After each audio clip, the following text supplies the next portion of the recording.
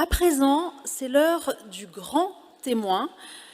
Il va vous être présenté ce soir par la lauréate du concours d'éloquence MUN EPFL 2021. Elle est étudiante ici en ingénierie des sciences du vivant. Elle s'appelle Margot Romelli. Merci de lui faire un accueil chaleureux.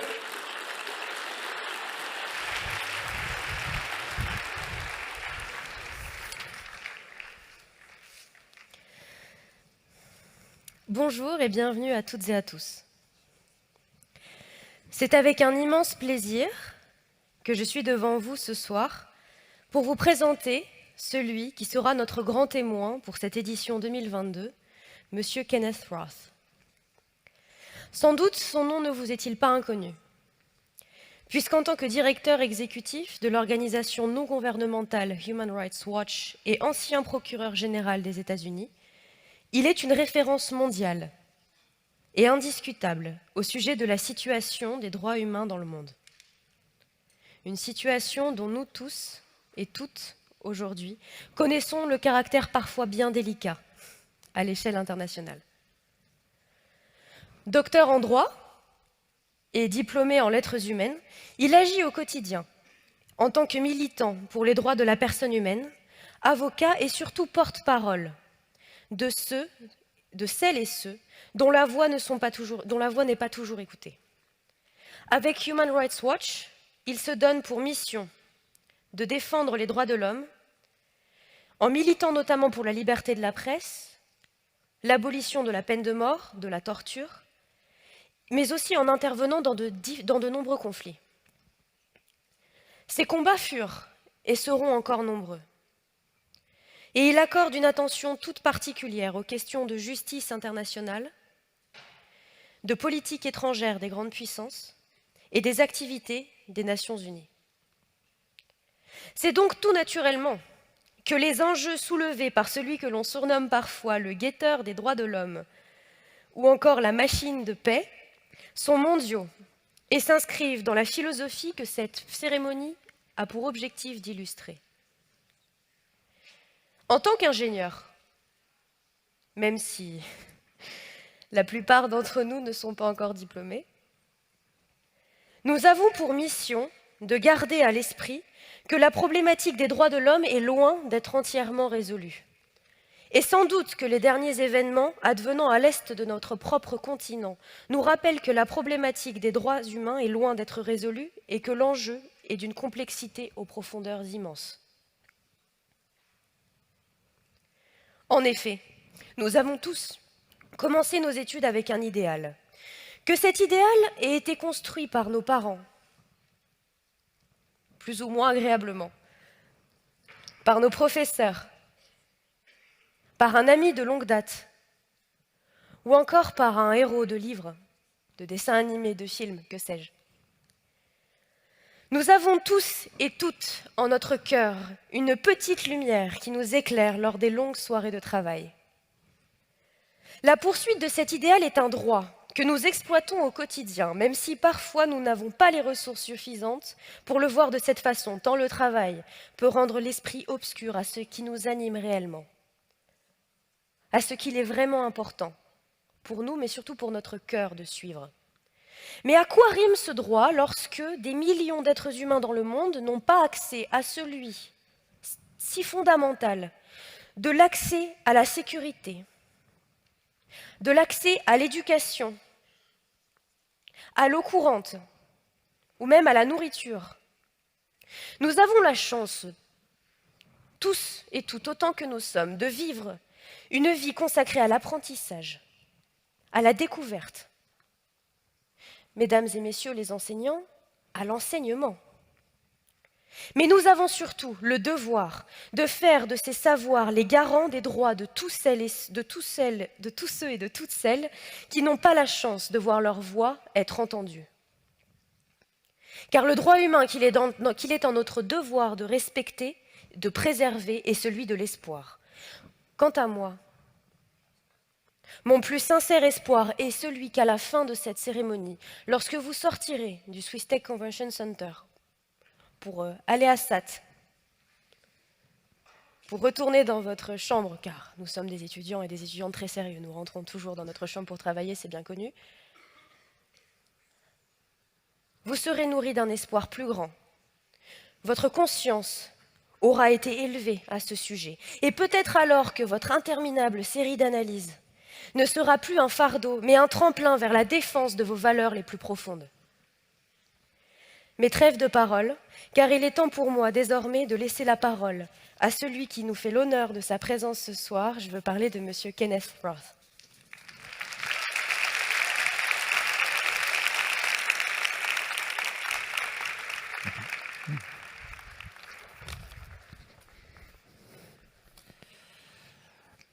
Thank you, Margot, for that very eloquent introduction. And let me just begin by saying how impressed I was by the posters.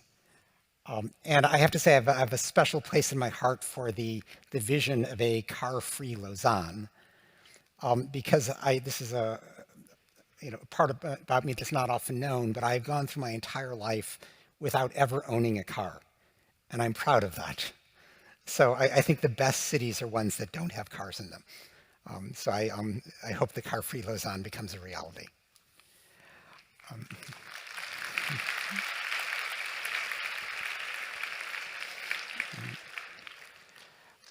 I want to say that I'm very honored to be chosen to be the Grand Témoin ce soir. And in a sense, I suppose my life has been devoted to being a témoin. I mean, Human Rights Watch could be named Human Rights Witness.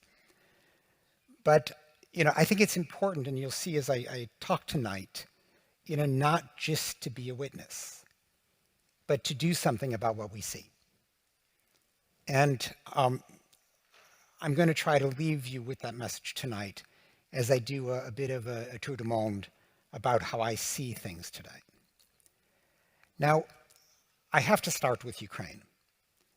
I think we are all, deeply disturbed by what's happening there. I have great admiration for the courage of the Ukrainian people who are trying to defend their democracy, defend their sovereignty, preserve a life that does not become, just another vassal of an autocratic vision of the reconstructed Soviet Union. But I'm also very fearful because, we know that the Ukrainian military is very much outgunned, that the Russian army is enormous, one of the most powerful in the world. And while, the initial progress of the war has clearly not gone the way Putin would have wanted, I fear that, as he sees his back up against the wall, that he will get more vicious. And we have seen how this plays out elsewhere. That you're probably not old enough to remember the way the war in Chechnya was fought at the turn of the century, the fight for Grozny, the capital of Chechnya, which was basically destroyed as a way of defeating an insurgency. More recently in Syria, Russian bombers helped to basically utterly destroy the major city of Aleppo as a way to quell the insurgency there. And even in the northwestern province of Idlib, Russian bombers would very deliberately and precisely target hospitals, schools, marketplaces, apartment buildings, all with the aim of making Idlib unlivable, to make it easier for the Syrian army to come in, chasing out the 3 million residents. Now, this hasn't happened yet in Ukraine, and I hope it doesn't happen, but already we're seeing, worrying signs that Russia may be using Grad missiles, which are these large explosives, utterly inappropriate for urban areas. There was at least one case of the use of cluster munitions right next to a hospital. So, we're watching closely, but I worry for the people of Ukraine if the Russian military resorts to the tools that it has been using in recent wars elsewhere. Now, it may, the subject of my talk may seem odd in light of beginning with Ukraine, because, one way to understand Ukraine is that it illustrates the dangers of autocratic rule. And by that I mean, I don't think anybody believes that the Russian people would have chosen this war. But it was possible for Putin on his own to decide to prosecute this war because there is no free media in Russia. It's been quashed. Protests are not allowed. They've been breaking out anyhow, but people get arrested. Competing political parties are quashed. Opposition candidates are disqualified. And so, what you have, what remains, is an utterly unaccountable autocrat. One who can basically decide on his own what he wants to do. And for his odd reasons, he's trying to resurrect the Soviet Union, with Ukraine being the most important missing element. So that shows the dangers of autocracy, plain and simple. But the conventional wisdom these days, probably citing Putin as the first example, is that autocracy is on the rise, that democracy is declining, that in this global competition between democracy and autocracy, that the autocrats are winning. I think most people, if you just ask them to sort of sum up the state of affairs today, that's what they would say. But what I want to talk about today is how I think that the world is actually quite different from that. Certainly much more complex. And in my view, much heading in a more optimistic direction than that, difficult conclusion would lead us to believe. And let me cite what I see as sort of evidence of this pro-democratic trend that I've seen emerge over the last year or two. Let me begin with just the most obvious, which is that in many countries around the world, people have literally taken to the streets in support of democracy against autocratic rule. And if you just look back, in the last year or two, we've seen this in Myanmar, in Thailand, Sudan, Uganda, Belarus, Russia, Poland, Nicaragua, Cuba. What's particularly impressive is that in places like, say, Myanmar or Sudan, people are taking to the streets even though they're being shot. In the case of Myanmar, shot by the hundreds. Many of those people are young people like you who've decided they don't want to live in an autocratic state. They want democracy. In other places, it may not be that dire, people are not being shot, but they are certainly being picked up and detained and often given lengthy prison terms. But despite this hardship, despite the dangers and threats involved, these demonstrations keep happening. And what it shows is that people want democracy. They want to be able to select their leaders. They want leaders who are answerable to the concerns of the public. And just to put this in context, when is the last time you saw a large demonstration for autocratic rule? It hardly ever happens.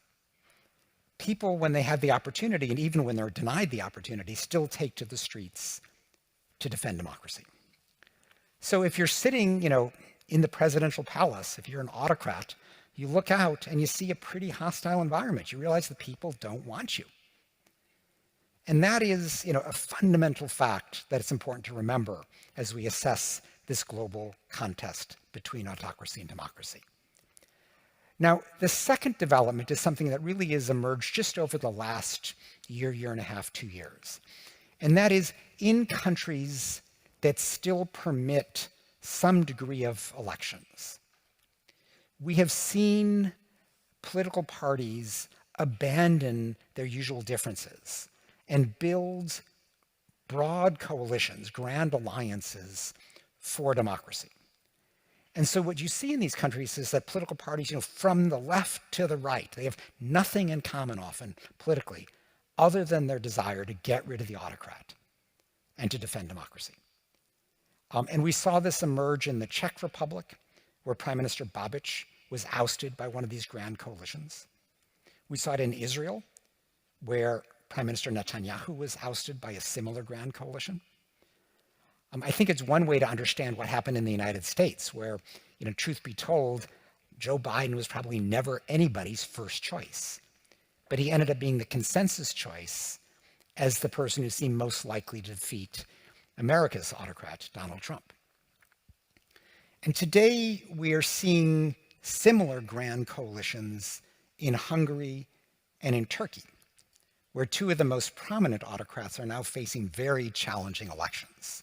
Prime Minister Viktor Orban in Hungary is facing election just later this year, and a bit later, President Erdogan in Turkey.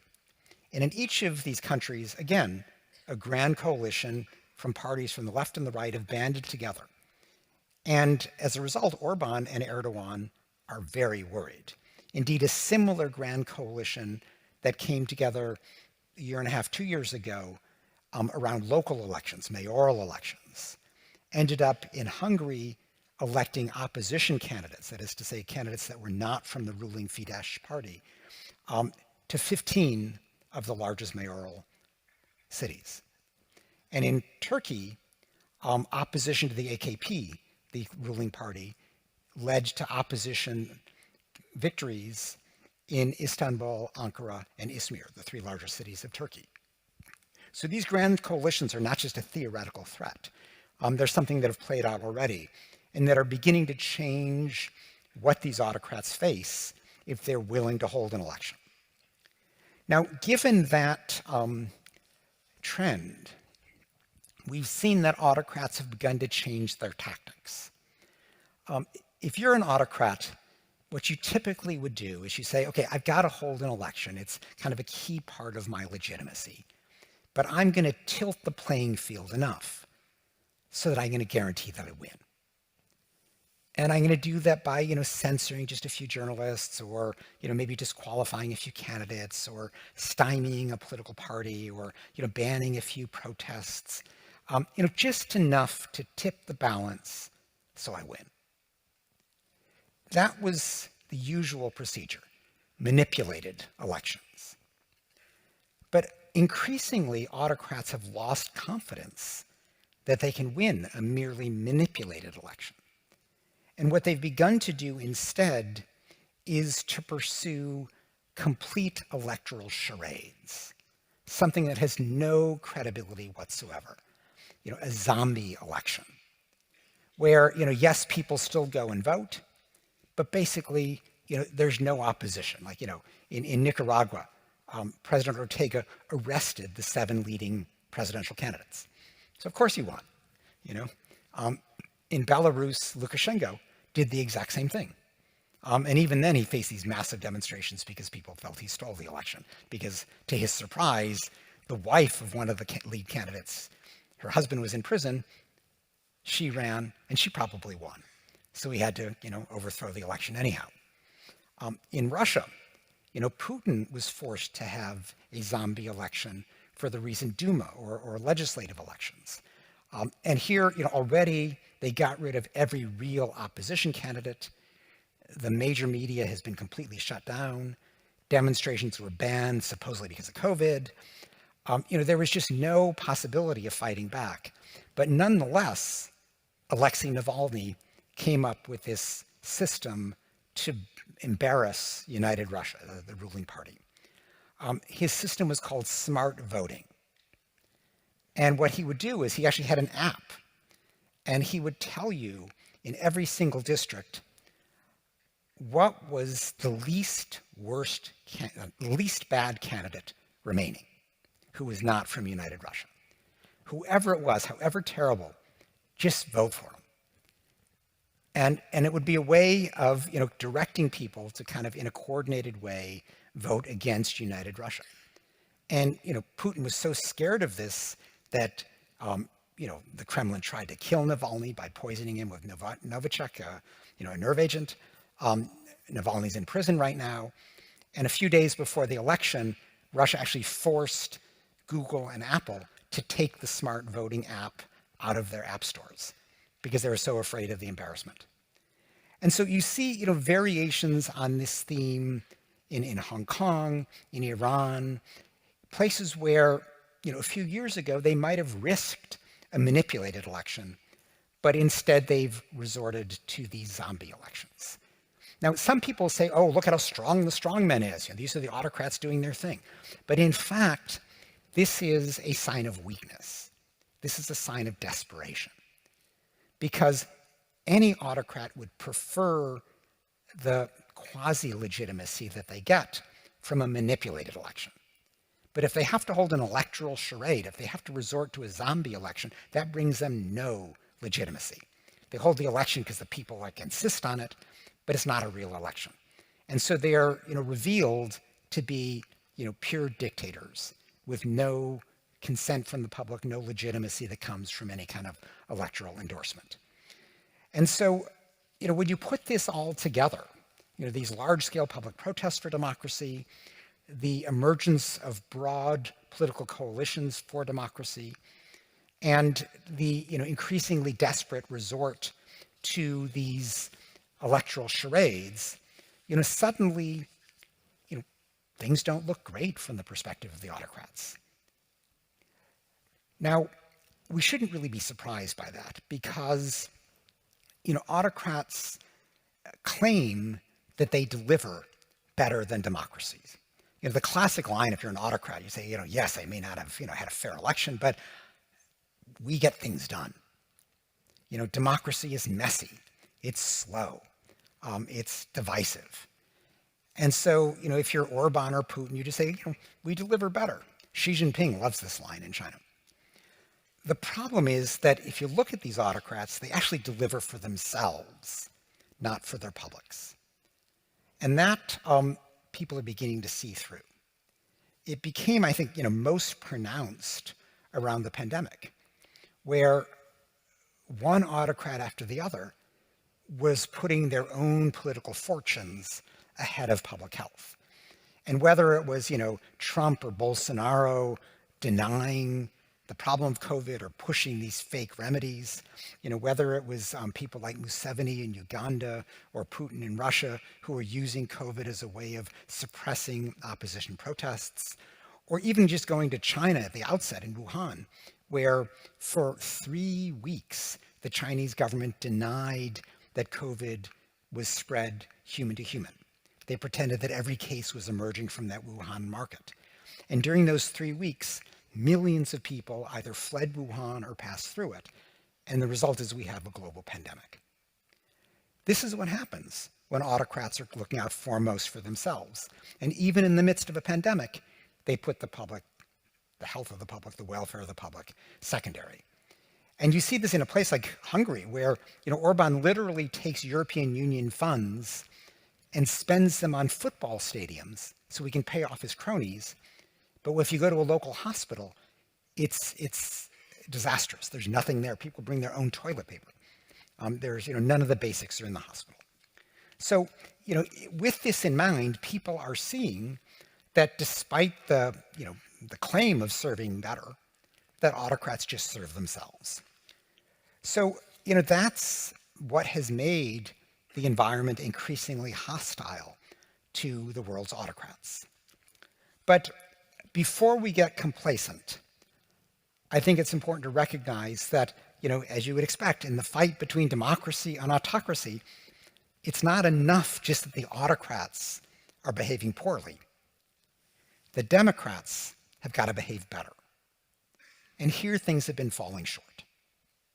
So one way to look at this is, how do democracies treat autocracies? And all too often, they put trade interests or military interests or, migration interests or counterterrorism interests ahead of a principled stand against autocracy. So to give you just a few examples, President Macron welcomed Egyptian President Sisi to the Élysée Palace, literally rolled out the red carpet, gave him the Légion d'honneur, even though Sisi is presiding over the worst period of repression in modern Egypt's history. Why did Macron do this? Because Egypt is a big purchaser of French arms. Or if you look at Angela Merkel, who, is lionized as she steps down from, her many years as chancellor. She, in her last year as chancellor, she also had the presidency of the European Union, and in that capacity negotiated an investment deal with China. Now, there was one big problem with an investment deal with China, and that is the Chinese government has locked up 1 million Uyghurs to force them to abandon their culture, their religion, their language, and increasingly is forcing Uyghurs into forced labor, into coerced labor. So, how is Europe going to have massive investment in China if that may mean complicity in the forced labor of Uyghurs? That presented a problem to Angela Merkel. How did she solve it? Well, she didn't insist that China stop the forced labor. She didn't even insist that China ratify the International Treaty Against Forced Labor. She said, we can have a deal if you just promise to think about maybe somewhere down the line, perhaps signing that treaty against forced labor. That was what she proposed. And fortunately, the European Parliament had more integrity than that and blocked it. Today, the big issue is what is the European Union going to do about Hungary and Poland, two of Europe's leading autocrats. The European Union has been subsidizing them massively. Poland is the largest recipient of European Union funds. Hungary is one of the largest per capita recipients. Europe has basically been funding its own demise as a club of democracies. And if these autocrats have their way, the European Union will be reduced to just a trading bloc, but will no longer be a club of democracies.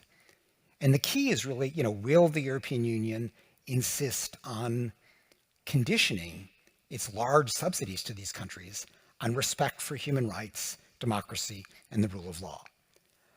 The European Court of Justice has just ruled that they can do that. Now the ball is in the court of Ursula von der Leyen and the other impresarios at the European Union to see whether they really will live up to that. So these are among the challenges in defending democracy and standing up to autocracy that leading democratic leaders have not done a great job on. But perhaps more fundamentally, there are big global problems before us. One of the posters was about global warming. It was the world's democratic leaders are doing, at best, a half-hearted effort to address the big problems. Whether it is the climate crisis, or the pandemic, or global poverty and inequality, or racial injustice, or the issue that I want to spend a moment on with you, given where we are, the threats posed by modern technology. And let me just say a word about that, because you will be graduating within a few years, and you will have a possibility of really addressing some of the big technological threats that today democratic leaders are not doing a great job of addressing. And I think you're familiar with many of these, but one is just how do you deal with social media? How do you address incitement on social media? How do you address disinformation? How do you address government's attempts to censor social media? What is the role of the big internet companies? Are they really a public commons? Do they have a duty to let everybody speak? Or should they be playing more of an editorial function? What about the algorithms? Right now the algorithms maximize engagement, but that tends to promote often the most divisive content. The companies tend to prefer that engagement because it's profitable, but they are not necessarily looking out for the public welfare. These are the kinds of, ethical, technical problems that governments are not doing a great job of addressing right now. And in a few years, as you step into the world, whether working for a company or working for a government as a regulator, these will be the things that will be before you, where there's going to be an urgent need for you to address them. There are other problems.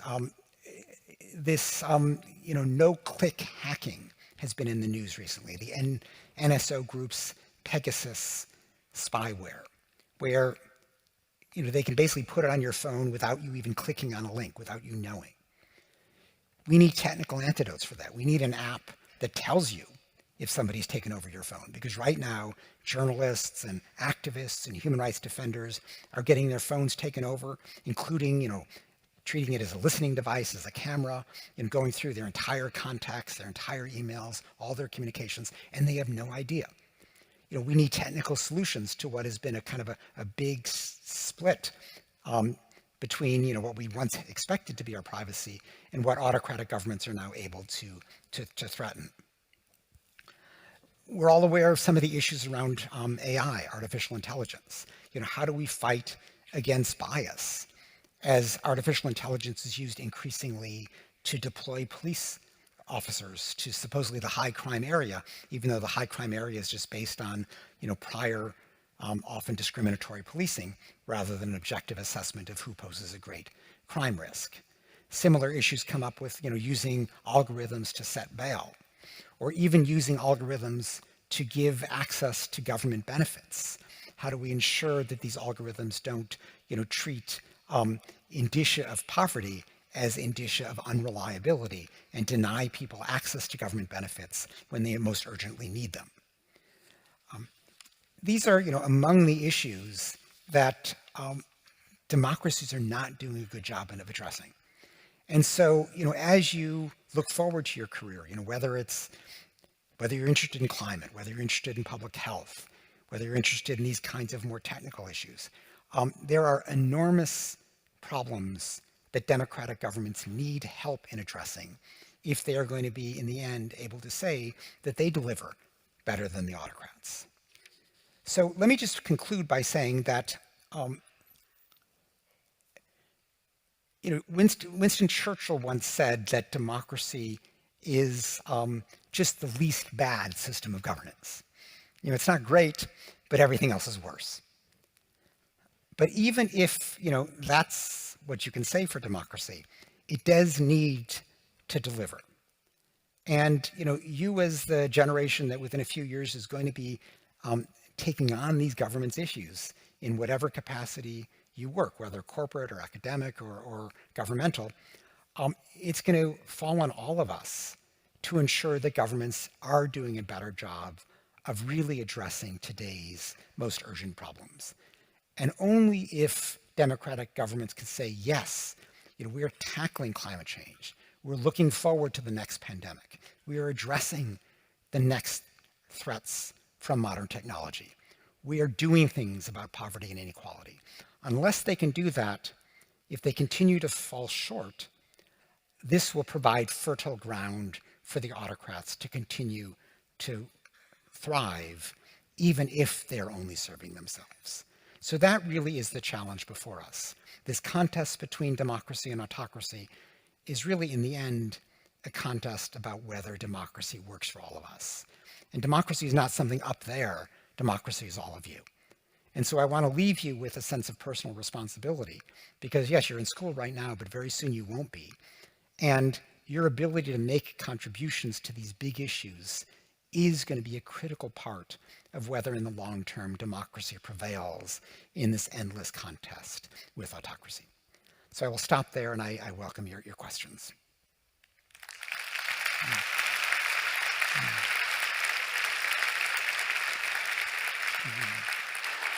Okay. So, yes, you can stay. Okay.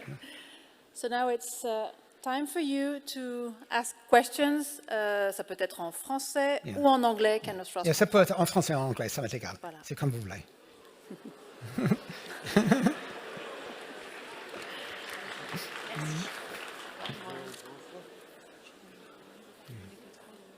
Il y a des micros qui circulent, donc vous faites signe aux personnes qui se trouvent ici. Levez le bras, la main très très haut. Voilà, ça y est, des questions qui arrivent.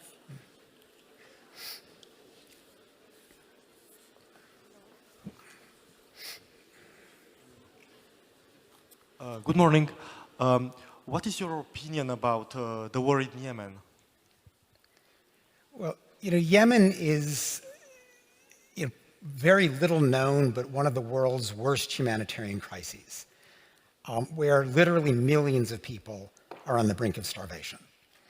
And there I have to say there are no good guys in Yemen. The Saudi-led coalition, which is principally Saudi Arabia and the United Arab Emirates, have been bombing, civilian targets for a long time. They were blockading the country. But the Houthi rebel forces are also completely brutal. They've also been indiscriminately shelling cities. They've also been hijacking aid. And this is, it doesn't get a lot of attention, but this is, one of the world's worst conflicts. Now, interestingly, the UN Security Council just yesterday adopted an arms embargo on the Houthis. And there was actually apparently a deal where the United Arab Emirates, which sits on the Security Council right now, they abstained on the Ukraine votes. They did a little favor for Russia, and so Russia abstained on the vote cutting off arms to the Houthis, even though the Houthis are supported by Iran, and Iran is a Russian ally. So, this typical kind of behind-the-scenes negotiations there. But, we also, frankly, should be cutting off arms to the Saudi-led coalition. And, the Saudis and the Emiratis are obviously rich. They buy a lot of arms. And every Western arms seller is eager to continue selling them. And so, like, the US government said, we will stop selling, offensive weapons to Saudi Arabia. But they continue to service the airplanes that go and very precisely bomb, mosques and funerals and schools and the like. So, there is a lot of Western complicity in what remains really one of the most ugly and inhumane conflicts in the world today. Thank you.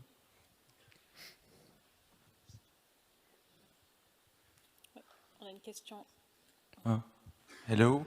How effective non-profitable and voluntary associations like Human Rights Watch that doesn't have any military armies help to establish democracy where there isn't?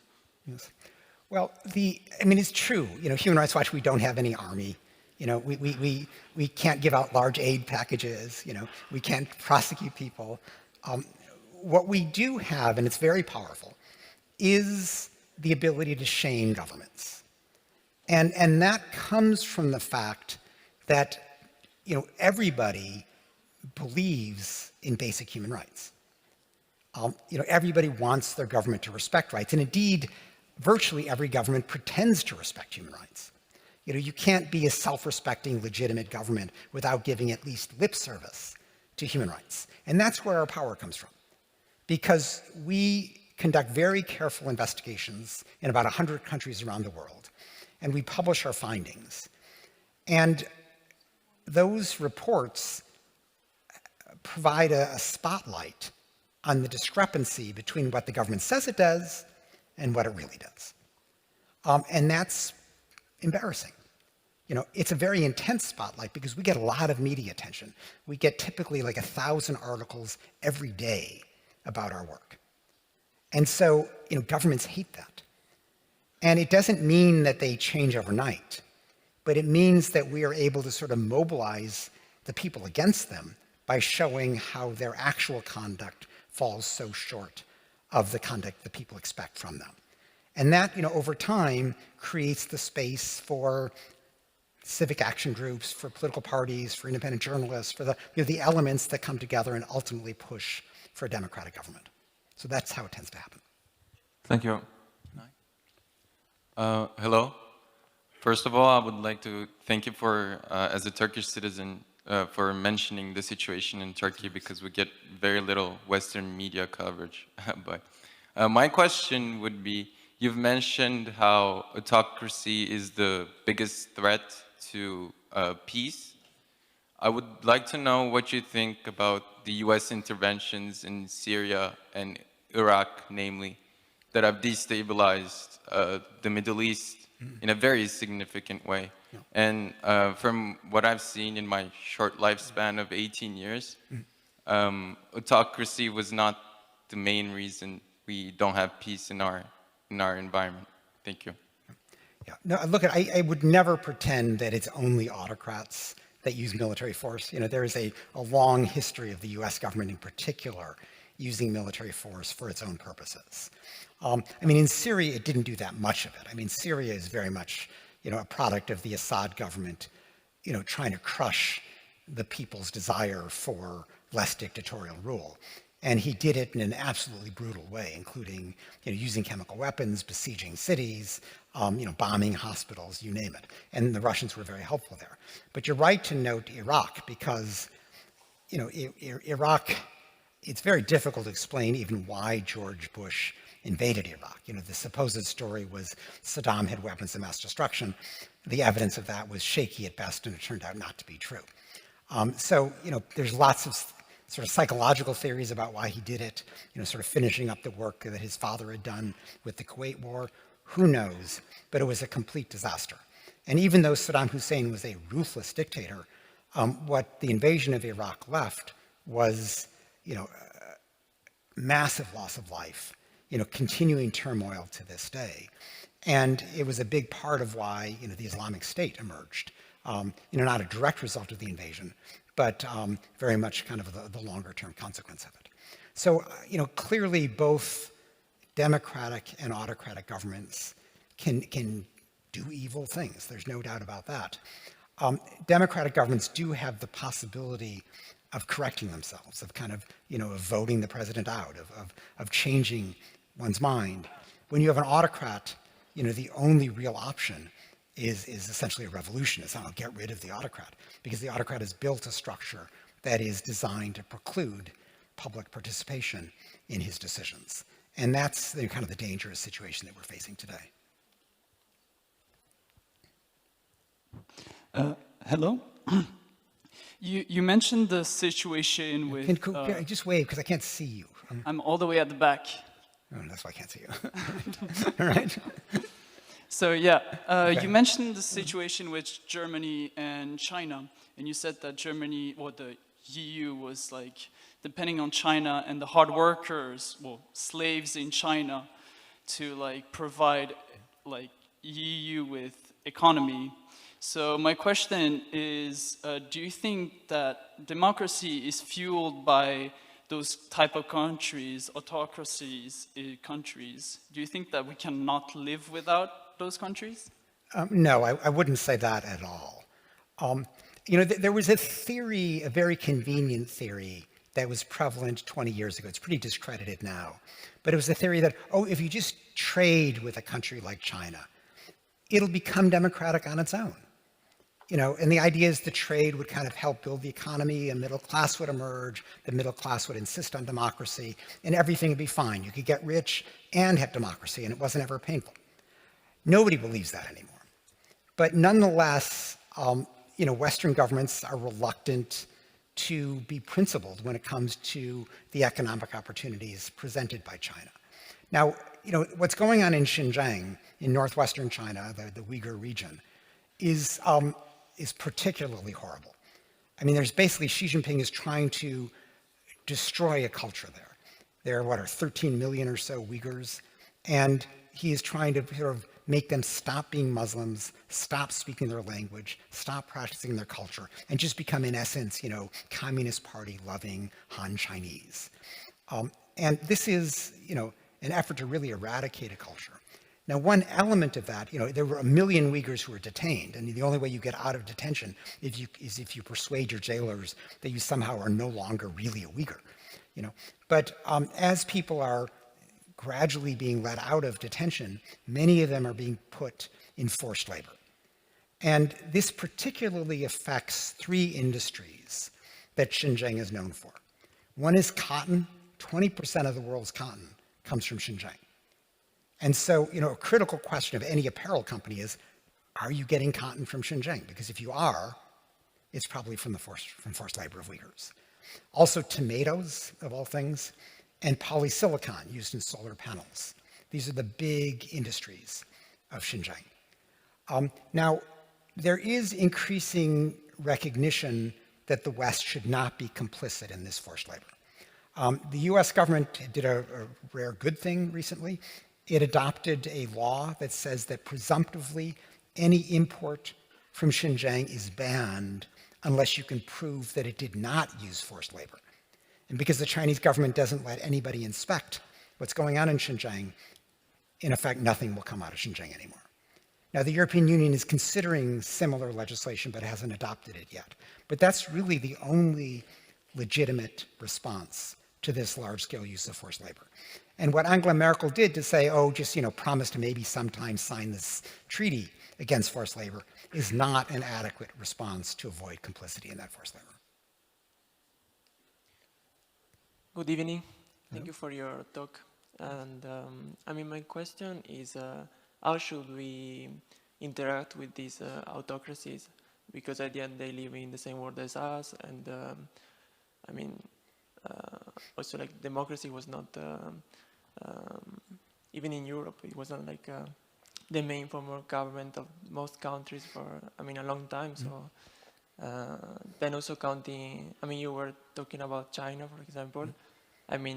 There will be minerals or important imports that we will need.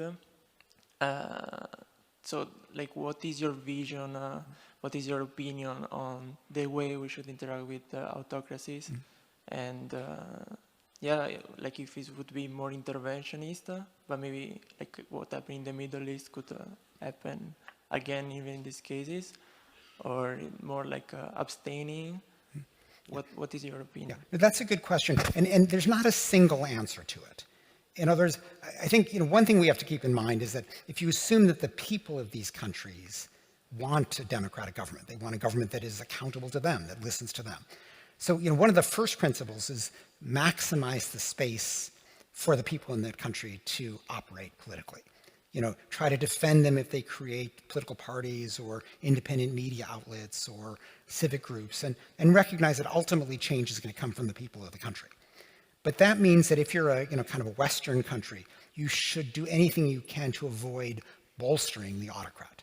And so, when it comes to, say, Orban in Hungary or Kaczynski in Poland, step number one is the European Union should not be subsidizing these people, which is what is currently going on.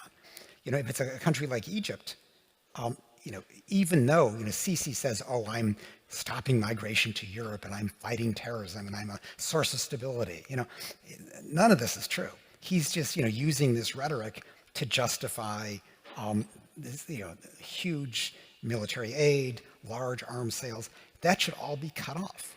He has 60,000 political prisoners, pervasive torture, regular executions in the North Sinai. This is not a government that is, worthy of Western support.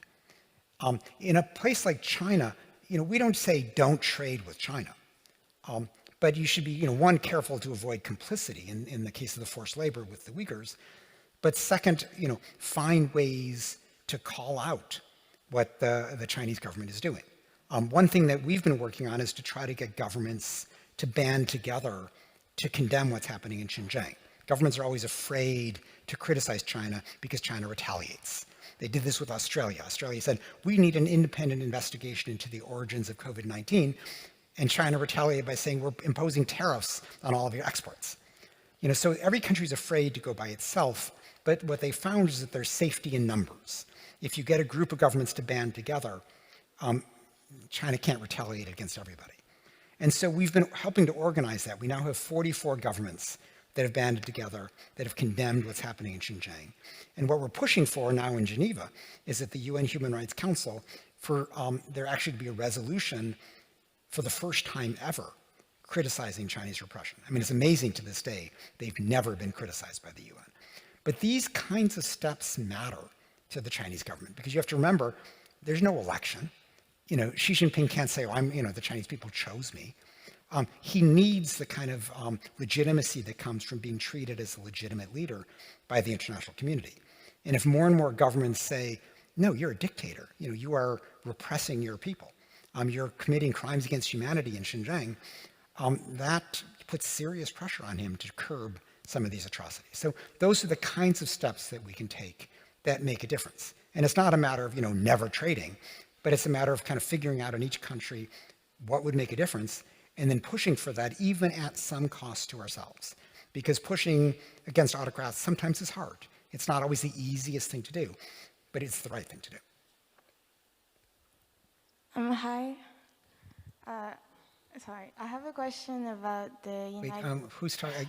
Wave your hand so I can see you. I'm here. Oh, there. Okay, fine. Okay. So you did say that, it was difficult to punish China because they would always retaliate. Mm-hmm. So I have a question about the United States of America. Mm-hmm. For example, currently, a lot of the financial sanctions in Russia involve financial restrictions. For example, Russians cannot use Google Pay or Apple Pay, or they cannot transfer money abroad. Well,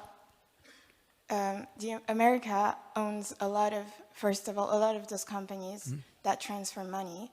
And also a lot of countries are reliant on America's economy. So if the dollar plunges, if the value of the American dollar suffers, a lot of other countries suffer. How would you punish America if they were, or when they would commit war crimes or break international law when they have such a huge influence over the entire world? Yeah. Well, it's a good question. Let me answer it in two ways. Let me answer first your kind of financial question and then the war crimes question. On finances, I mean, the US, what it's doing in Russia right now, it's done in other countries as well, and impose these quite severe sanctions. They can be very powerful, but sanctions, as much as possible, should be targeted. They should aim at the government officials that are responsible for the repression, maybe the people around them who are supporting them. You don't want sanctions, undermining the entire people.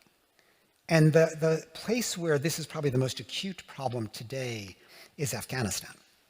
Because when the Taliban took over, 6 months ago or so, the US imposed sanctions that created what's known as a liquidity crisis, meaning there's not enough physical cash. So people even have money in the bank, they just can't take it out because there's not enough cash. And this has a lot to do with having frozen the Afghan central bank assets that are in New York. And so, the US says, we don't want to fund the Taliban. Fair enough. But they've got to find a way not to destroy the economy in the meantime. And we've been talking with them a lot about this, and they're slowly moving, but they haven't gone far enough yet. But the key is, if you're going to use financial sanctions, to make sure they're targeted sanctions, and that you're not harming an entire people, which is right now in Afghanistan a dire situation with large numbers of people, facing starvation and lack of medical care, and they didn't do anything. They're suffering from the Taliban, and now they're suffering from the sanctions too. So the solution to the Taliban is not large-scale starvation, and you've got to, find some way to keep the economic sanctions more targeted. Now, when the U.S. commits war crimes, which it does sometimes, the one answer theoretically is the International Criminal Court. And Human Rights Watch has been a big proponent of the International Criminal Court. You have to join the court, though, for it to have jurisdiction, unless you commit your crime on the territory of a country that has joined the court. Now, the US has never joined the court. It doesn't want any international tribunal trying its soldiers. But some of US war crimes are committed in places that have ratified the court's treaty. Afghanistan is an example of that. They have fought tooth and nail. In fact, the Trump administration actually imposed sanctions on the International Criminal Court prosecutor just because she opened up an investigation into, at that case, it was US torture in Afghanistan. So this is something we fought back against very vigorously. Biden lifted those sanctions. They were ridiculous. But it does raise a broader question because the US government is notoriously bad at seriously scrutinizing itself. And what we see over and over again, including, say, the drone attack that killed that family in Kabul the last days before the Taliban took over, or repeatedly drone attacks we've seen in Yemen that ostensibly are hitting terrorists, but in fact are hitting civilians.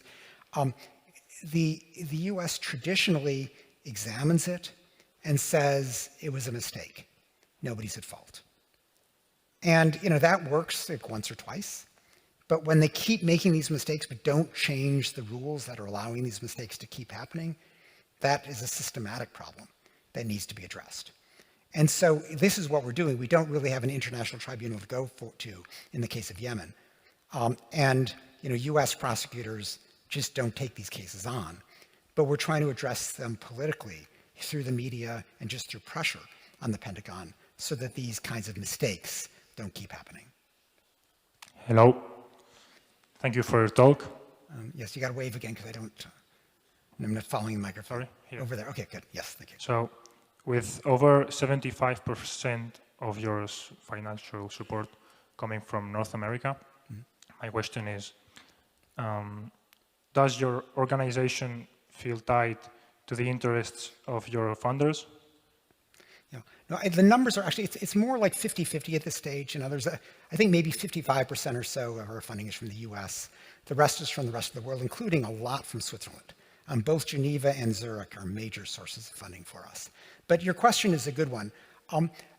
We have very strict rules about funding to try to preserve our independence. Rule number one is we don't take any government money at all from any government.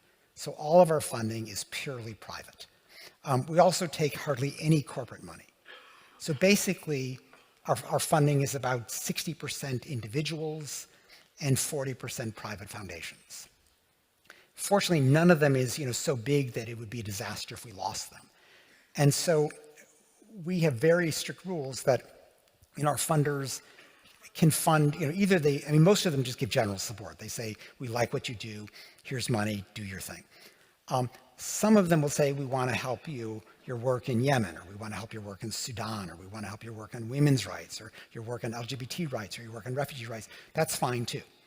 But we won't let funders say, we'd like you to, we want to fund a project on X because we want to, we want the following conclusions. That's just not allowed. And a big part of my job is to just draw that line and to say, we don't want that money. We are not going to take money that compromises our independence. And at this stage, our principles are so known that the truth is we're not even approached on these kinds of things. People know if they want to give us money, they've got to give it in a principled way, and that we're not going to violate our rules just to get a new check. So that's a big part of my job. It's essential to the credibility of the organization. But I'm proud that no donor tells us what to do. Our biggest donor for a long time, who was at one point represented maybe it was 20% of our funding. It's now much slower. It's more like 2%. But he never told us what to do. It's just not done. And those are the basic rules to be a funder of Human Rights Watch. Hello? Yes. On your right. Okay. Over here. Oh, there. Okay. Hi. So thanks for answering our questions.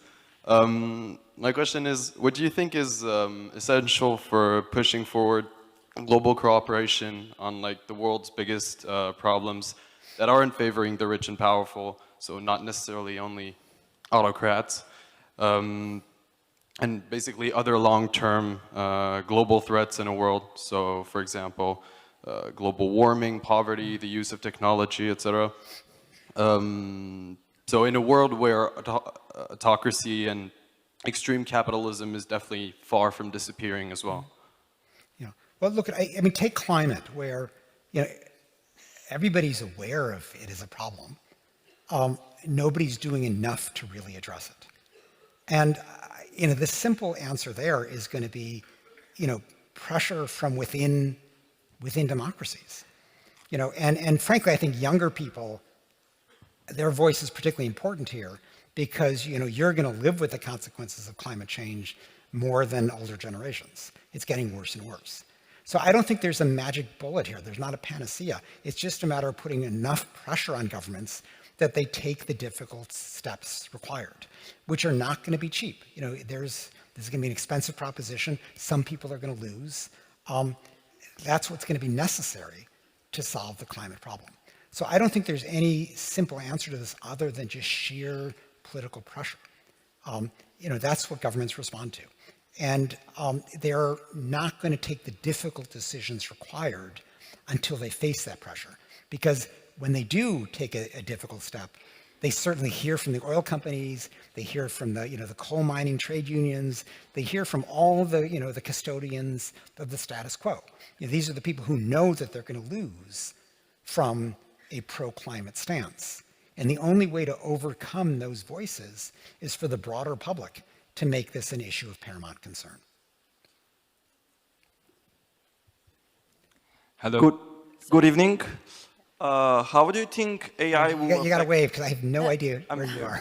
I'm sorry, I just have to say that this will be, I'm sorry, but the last question. So there are many hands we can see, but this will be the last question. We have to leave the place. But you just have to wave whoever you are. right here? Oh, there you are. Good. Okay. Yes. How do you think AI will affect human rights in the future? Yeah.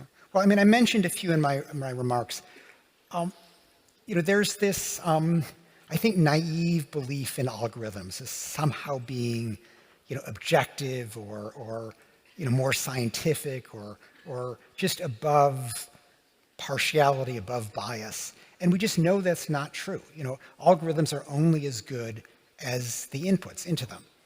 And so at Human Rights Watch, we spent a lot of time focusing on two areas. One is criminal justice, and the other is the delivery of government services. So with criminal justice, people look to AI as a way of getting past the bias of judges. So, if you're arrested and you walk before me, a judge, and I've got to decide, am I going to give you bail and how much bail? The old system was the judge just decides, it's his biases enter into it, and, it was a discriminatory process. The algorithm was supposed to make that more objective. It turns out the algorithm is based on, the last 10 years of data, which is all a product of discriminatory policing. And so it just, the data reinforces the biases. The only way to get past that is with transparency, to really look at, okay, what is this data? How do we gradually make the data better? And how do we keep refining the algorithm so that you can get rid of those biases? So the key is, to get rid of proprietary algorithms, to kind of keep it all open source, to let people examine them, and to try to gradually improve them. That's in the criminal justice system where we're trying to do that. With the delivery of government services, it tends to be a slightly different problem. It assumes computer literacy. And so if a government is going to suddenly, provide services, say, your basic access to aid with respect to food or healthcare or housing, if it's going to provide it electronically, they will say, oh, look, this is more efficient. This is a way of fighting fraud. All well and good. But, many people are not computer literate, particularly the ones who need it the most.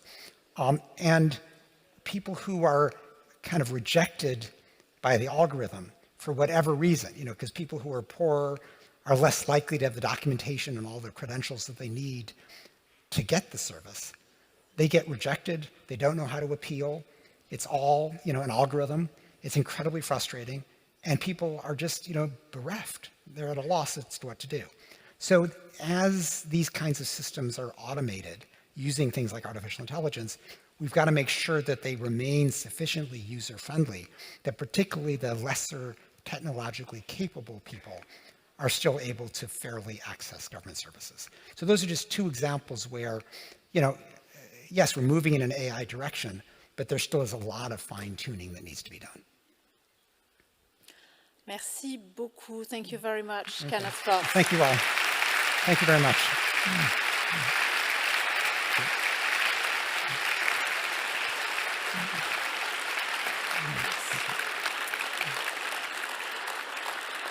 Merci donc Kenneth Roth d'avoir été le grand témoin 2022 du cours Global Issues. Merci à vous toutes et tous pour votre attention, pour vos excellentes questions. Merci évidemment aux étudiantes et étudiants de 2021 venus nous présenter leur poster. Encore bravo à elles et à eux. Eh bien, bonne suite à vous toutes et à vous tous dans cette année, dans ce cours Enjeux mondiaux, dont l'importance capitale, je crois, vous a été encore démontrée ce soir. Très bonne soirée à toutes et à tous. Merci.